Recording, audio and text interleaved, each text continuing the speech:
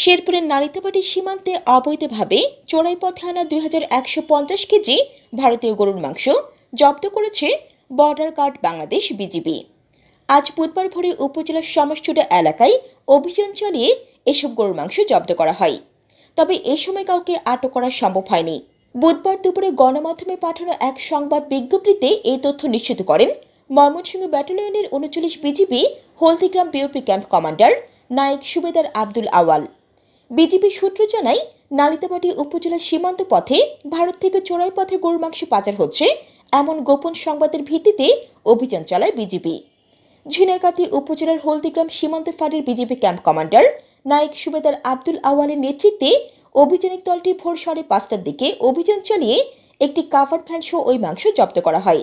তবে বিজিবির উপস্থিতি টের পেয়ে ফ্রিজিং কাভার ভ্যান ভর্তি প্যাকেটজাত গরুর মাংস ফেলে জড়িত 4-5 জন চোরা কারবারি পালিয়ে যায়।